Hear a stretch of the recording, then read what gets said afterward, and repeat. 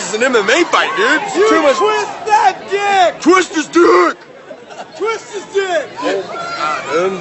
Oh my god. No dick twist! What's up? Good morning, Raider Nation. Thank you for joining me for another edition of the Raider Reaction Morning Show. I am your host, the Commish, and this is your Hump Day edition for February 19th. Thank you for joining me, as always.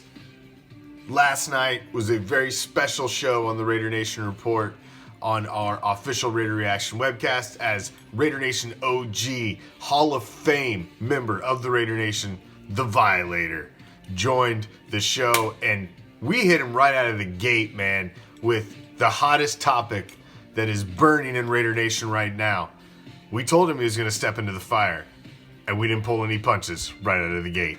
So I want to come at you, man. I want to come at you with the biggest news and the biggest story and the biggest buzz that's going on in Raider Nation right now. And I want to get your take on that before we get into some of the other things. And that is all of this talk about whether we should stick with Derek Carr at quarterback, and then now there's all this talk about 2 years, $60 million, and this rumor of Tom Brady. What is your thoughts on the quarterback situation for the Raiders in 2020? Here's my thoughts, and I'm aware of all that hoopla that you guys are hearing. I'm going to put it out there like this. Give this kid his number one wide receiver that he hasn't had since Crabtree left. We've got a decent line and a nice running game. We've got tight ends who have been our wide receivers. So let's get the shit fixed, get a wide receiver in there that can hold his own salt, and forget about paying one guy that's in his almost as old as me $60 million. Now, the fact that he's 43 years old, and we're even talking about the possibility, just really blows my mind, honestly. But especially wearing our uniform, it's a joke. Now, I have to ask you, because everybody said no way before the Mac deal come around. What if? Because it would be a tough pill for me to swallow. What if we woke up some morning and they made the deal? They traded Carr, and it's Tom Brady. What would your thoughts be? That'd be a tough pill for me to swallow. Damn. My thoughts would be,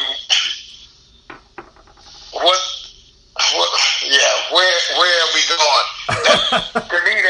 To me, this is in all honesty, that's not being a progressive move forward to me. Now that may put more asses in the seats and sell more jerseys, but if you have the championships, this guy ain't gonna do it. You know, we know he's not mobile, and everybody that we play, even in our division, will have him for lunch. Oh, yeah. The Violator was an awesome interview. We're going to have little clips out of that interview throughout the morning shows the rest of the week. But if you want to catch the full interview, it's on our YouTube channel, as well as our Instagram page, as well as our Facebook page. You'll find everything there. Just go click on the video tab on our Facebook page, and you will find it right there. Raider Nation Report special guest, The Violator. Now let's get to Mad Max, the Condor.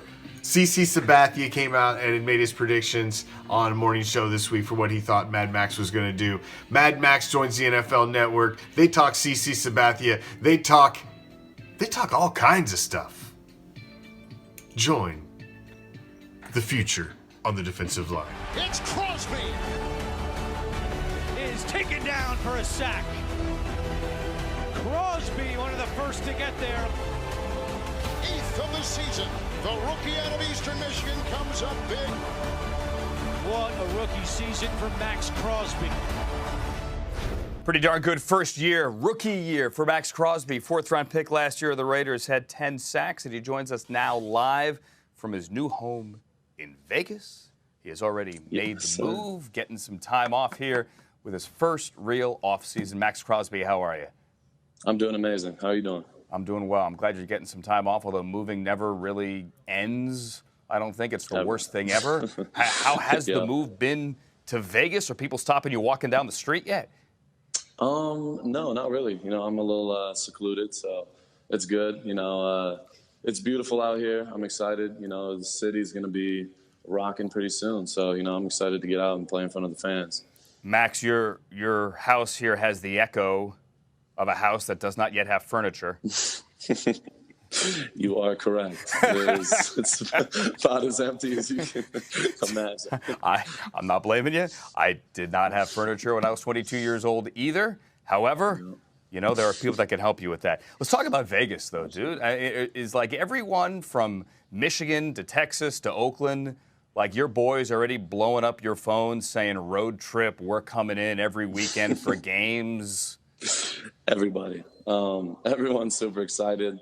My family is super excited. They want to be here 24/7. So, yeah, I've had a lot of text messages and calls saying, "Hey, man, I'll be there. You just gotta let me know."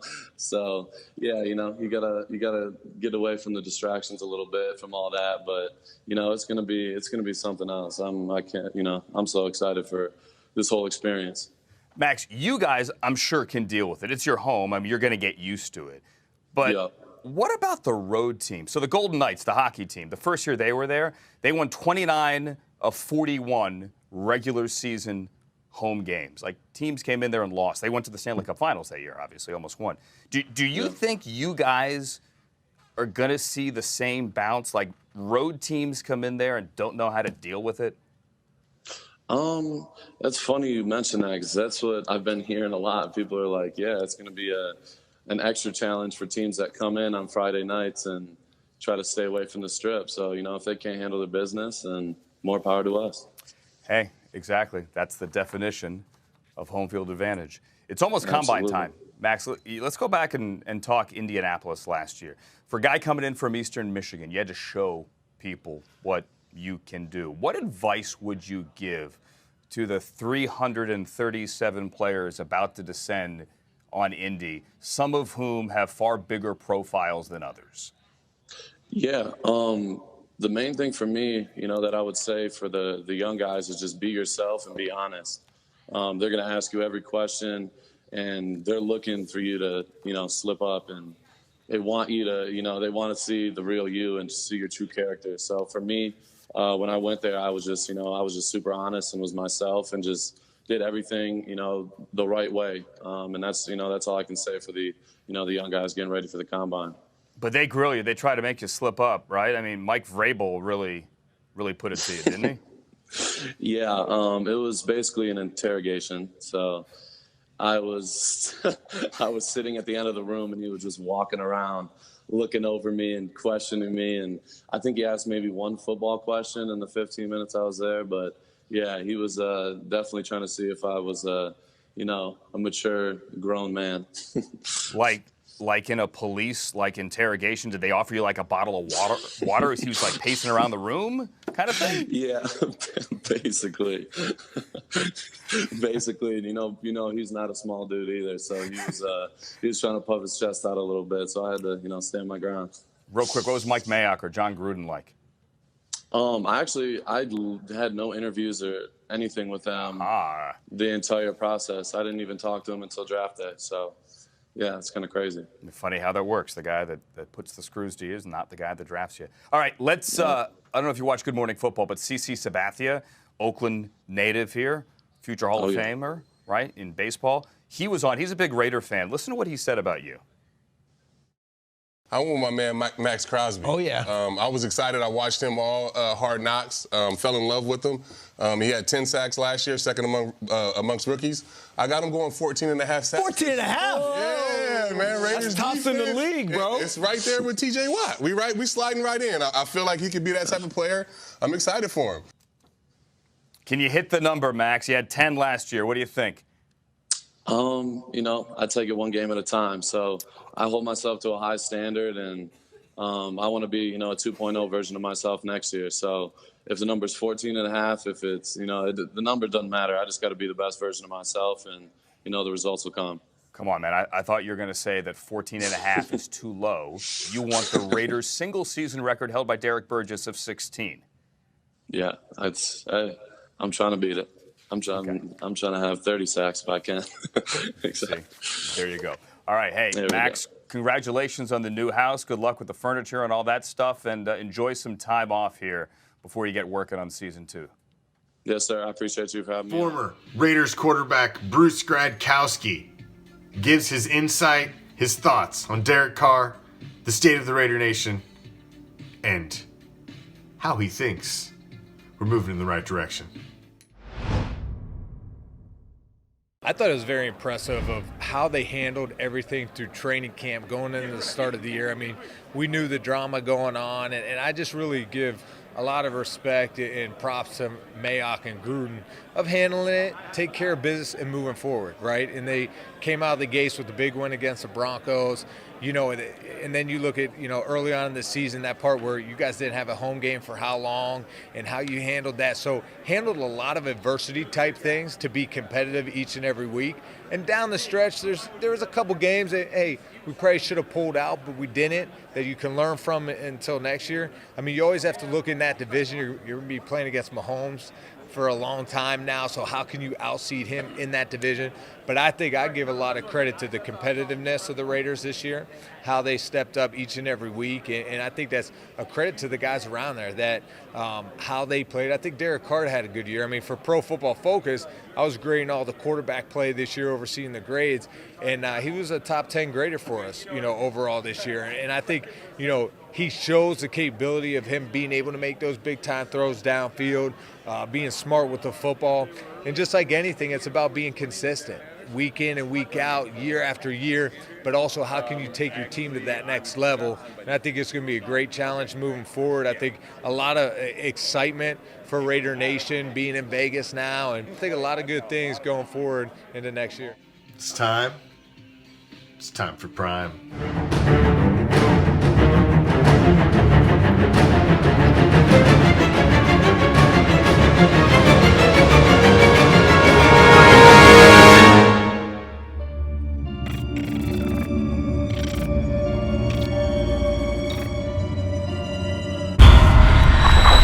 This is Prime, and this is the Prime Cut. Good morning, everybody watching the Raider Reaction Show. As of yesterday, the big news that came across the NFL was Drew Brees is going to go back to the Saints, meaning he's staving off retirement for just one more year. Guess he's going to go with one more run. And when you have the kind of talent that the Saints do, I can honestly see why that's a pretty good idea. I mean, Michael Thomas is still young, maybe, he's in his third or fourth year. You have Alvin Kamara, who had an off year last year. With the kind of offensive firepower and still Sean Payton as a coach, then there's no reason for Drew Brees to think that maybe they can't get back to the Super Bowl or at least the NFC Championship where they've met there. And, no, they lost before that. They lost to Minnesota this year. Anyway, so that means, of course, that that's the first quarterback out of all the quarterbacks that are going to go for free agency to fall off the list. And I think that's going to have a lot of implications as to what the quarterback situation is in New Orleans going forward. Meanwhile, we're still waiting to see what Tom Brady does. And I'm going to go ahead and say that I will discuss all of this tonight on my show, the Prime Extended Cut. That is, of course, at 9 Central. 10 Eastern, 7 Pacific. You can check out the Prime Extended Cut where I'll discuss the quarterbacks and where they're going once again. See what happens with the free agents there. And a few other things, of course. I might even have to take a look at that Wilder-Fury fight going on this weekend as well. So, at least tune in tonight for the Prime Extended Cut. I'll see you there. Post your comments down below, and I'll respond, and we'll talk about some of the most major sports stories, or at least the major sports stories going on right now. And, of course, I cannot forget about the NBA All-Star game or All-Star weekend that just happened. I think it was a huge success. Anyway, I'll talk about this and more tonight on the Extended Cut. You have a great rest of your morning. Take care. This is Prime, and I'm out. All right. I know you're getting sick of it. I'm getting sick of it, but this story is not going to go away until there is some sort of concrete resolution with, what arguably everybody will call one of the best quarterbacks in the NFL history. Until there's some decision made the fucking stupid stories are going to continue. And they continue. Wants a market that feels important in some way. Vegas feels important because it's Vegas, because it's the show, because the Raiders are going there to open up the stadium and start a brand new era there. And the Chargers feel important because it's LA. Not the Chargers, but the city feels important when you're there. I think that's the only places that Brady's leaving his coziness of the Patriots. But this is really interesting if Foria is right and the Patriots have already moved on, that they want him to go somewhere else, and he knows it. Because then this idea that, well, he'll just test the waters, dip his toe in, and come back to the Patriots. Well, then that can't really happen, that there is no come back to the Patriots. Now, I don't know if the Patriots think that Jarrett Stidham is the guy. I highly doubt that. I don't know if they have a game plan in free agency where they have somebody already targeted. Maybe they do. I mean, they're really, really smart like this. They have thought 5 steps ahead. But if you were asking me today, gun to my head, what do I think? I don't think Tom Brady's a Patriot next year. I don't. Because I think he's going to feel the love somewhere else way more than he's going to get in New England, and he's going to like that, and he's going to take that. And I don't blame him. Look, if I was 43 years old at quarterback and I got $60 million somewhere, people say, well, he doesn't need the money. Look, you can always use $60 million. If somebody's at 43 and 44 going to pay me $30 million to play in the NFL, I'll take it. And this idea that he shouldn't tarnish his legacy, come on. Emmitt Smith is still the all-time leading rusher. Johnny Unitas is still one of the greats of all time. Nobody remembers Joe Namath as a Ram. Nobody thinks of Jerry Rice as a Seahawk. I mean, it's a moment in time that you get a lot of money, and basically you get rewarded for what you used to do. I don't blame those guys for that at all. Yes, he doesn't need the money, but for $60 million, that's a lot of cash to play football. It's not taking money to be a joke. It's not taking money to be in some lame advertising campaign. And not some cheap check that you're getting. You're playing football. I wouldn't blame him one bit if he took that cash. It would not be a Raider Reaction morning show without a freaking D-bag of the day. And you know, we got another member of the hype team to take care of it. You, sir, are a fucking douchebag. Well, good morning, folks. Let's see here. I got a bone to pick, and I got a bone to pick with all these, I want Brady, or Brady's coming to the Raiders. Fuck you guys, dude. Seriously? Like, Tuck Rule means nothing? Like, how long have you been a Raider fan? We don't want this fool. It doesn't matter. And just because he may have bought a house or not bought a house in Vegas doesn't mean that this fool is going to come to our team. And to top it off, how does anyone know? Is there any proof? Is there a mortgage statement or something that states that the actual Tom Brady from the Patriots, or formerly from the Patriots, is the one that purchased a home in Vegas? You guys have no fucking proof. Who fucking cares, dude? Seriously, you guys stick with your team. We don't need this. And now to send you on your way for your hump day so you can go grab Wednesday by the fucking throat and make it your bitch. It's time for your Raider quote of the day. You never stay the same. You either get better or you get worse. Words from the coach, Chucky, John Gruden. Have a kick-ass Wednesday, Raider Nation. Rock this hump day. Like I said, make it your bitch. Don't forget the extended cut tonight. Prime's extended cut tonight. Do not forget. Do not forget. I will see you right back here tomorrow morning. Same Raider time, same Raider channel. Until then, I'm out. Peace, love, Raider Nation.